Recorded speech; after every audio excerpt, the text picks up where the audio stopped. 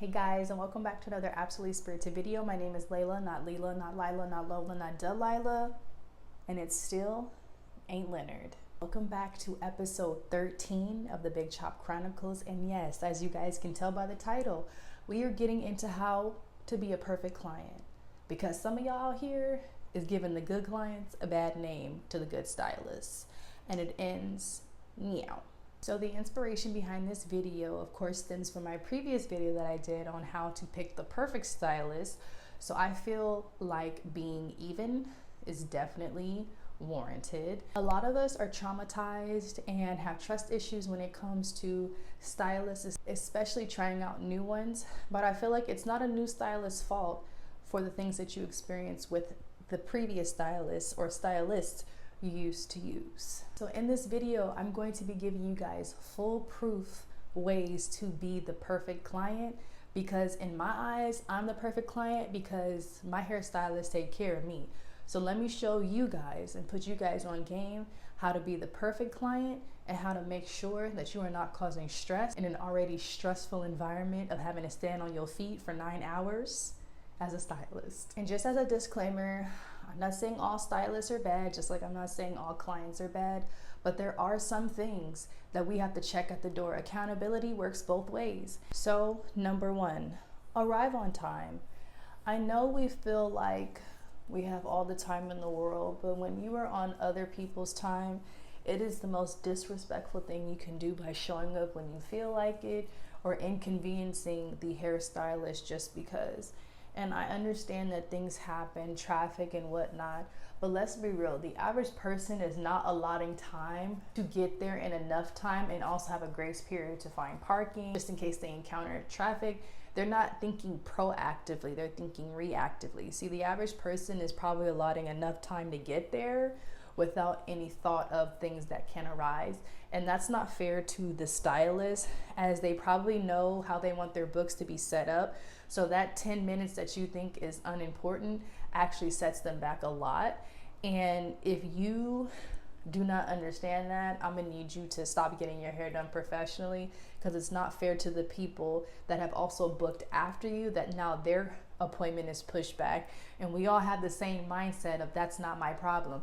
Not my problem, that's just not my problem. But it is your problem because you came late. So try to be on time, try to be respectful, and communicate. Number two, sit still. It is nothing like needing to get something done and you can't because your client is moving around like a 5-year-old child. Now I get it. Most of our behinds are non-existent after a 6 to 10 hour appointment, or even longer depending upon if it's some type of intricate braid style. But the point is that all of our bodies are in pain, from the stylist standing, wrists hurting, carpal tunnel flaring, to us, our backsides are non-existent, spines are just in pain. It's a double-edged sword. We both in pain. But the more you move and try to look at your phone and not follow where the stylist is guiding your head, is adding more time to correct where they need your head to be if you just sit still in the first place.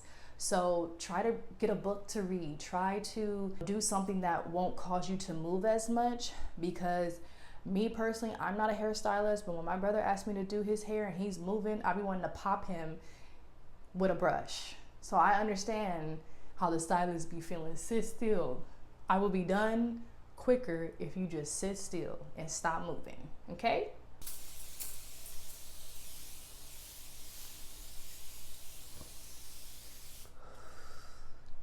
Number three, speak up if you don't like your hair. It makes absolutely no sense.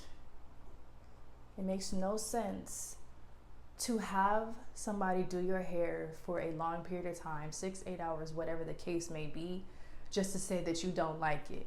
You need to be comfortable enough. You need to speak up and be an adult and say, can I see halfway? Can I see what it looks like thus far? Because if you don't like your hair, that's less that they have to take out to redo it or whatever you guys agree upon moving forward. But don't wait till you get home to tell the stylist you don't like their hair.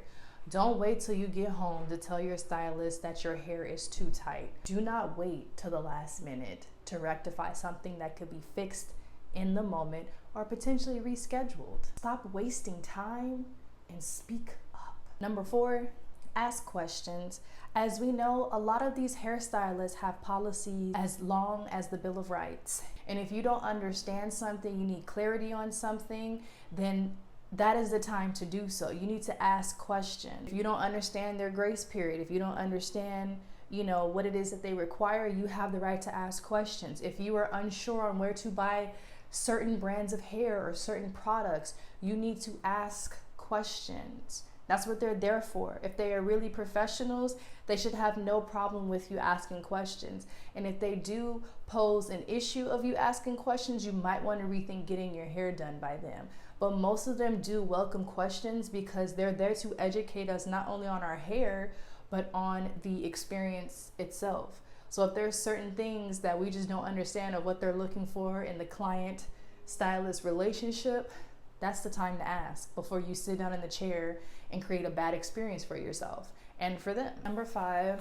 I don't feel like most stylists go through this, but maybe majority of them have gone through this, but don't dash after the service. If you genuinely cannot afford to get your hair done, you may want to rethink your priorities, because skipping out on somebody else that's providing a service to also feed their families and take care of themselves is not fair. Like, they put in their hard-earned work and you just think you about to come up and scam them and have them do your hair for free, lying, saying you left something in the car. Then you make it harder for people who genuinely want to get their hair done or who genuinely make a mistake, like that one girl, that little 15-year-old girl that got assaulted by that hairstylist because she thought she was trying to dash and scam her and whatnot. And it seemed like, from the research I did, it was an honest mistake, but everybody has their opinions. But regardless, that is what happens when people be doing BS.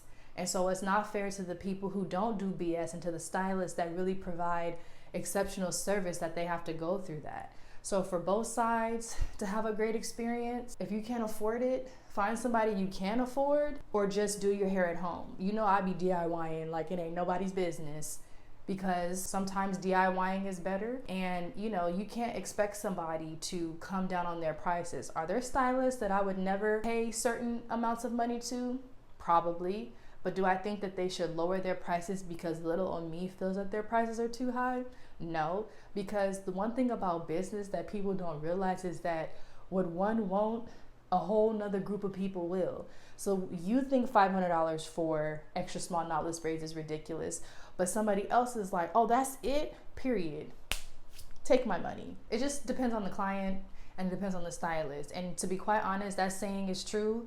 You get what you pay for. And to be quite honest, if you take care of your protective styles or whatever style you're doing the way that the stylist tells you to, as well as just having the common sense to take care of your hair because it is on your head, the styles will last longer than the minimum required amount of time. So I've gotten, not that you should do this, 3 months out of braids. Of course, I washed my scalp and did everything that I was supposed to do. But when I took my braids out, I did not lose a lot of hair. I didn't have a lot of shedding that was alarming outside of just the strands of added hair coming out. It leaves a bad taste. Just have some decorum, okay? It's really not that serious. If you can't afford it, keep it pushing. Find something that's in your tax bracket, okay? This is upper echelon. So don't be bringing all that nonsense over to people who don't deserve it. Do not dash after the service. God doesn't like ugly. And karma is real. Number 6, don't go bad-mouthing another stylist, especially to a new stylist. I say this because there's a certain hair etiquette that is needed between client and stylist.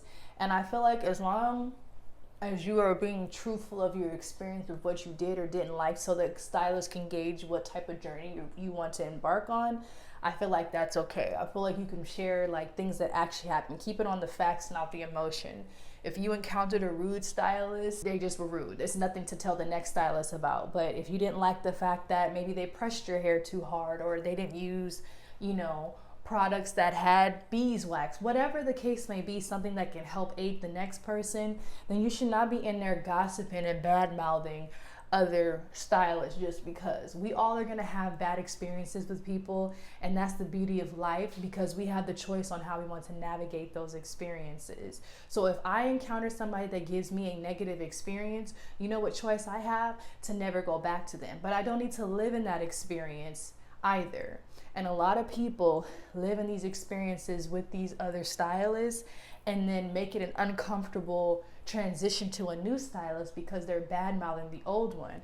And granted, some stylists are cool with other stylists, and that makes them feel uncomfortable that you're talking mess about another stylist that they're in cahoots with, whether that be a business partnership, business rapport, or a personal relationship, whatever the case may be. So if you can refrain from doing that, then please. And if you are one of those people that's just like, I don't give a damn, I'm gonna gossip and talk my ish, then do it anonymously. Don't name drop to the point where it could ruin somebody else's reputation just because you had a bad experience. And if you had that much of a bad experience, you know what you should do? You should report them to the Board of Cosmetology, because those are the only people who can give you resolve to your bad experience. So use the services afforded to you and leave the drama for your mama, okay? Just sit down, shut up, and get your hair done. Number 7, bring the supplies and the materials that the stylist asks for. That means brand of hair, that means edge control, whatever the stylist is requiring the customer or the client to bring, that is what you should bring. Now, if what they're asking you to bring may be a little bit too much in terms of price, ask for alternatives that they like to use. I say that because my current braider is allergic to a certain brand of hair.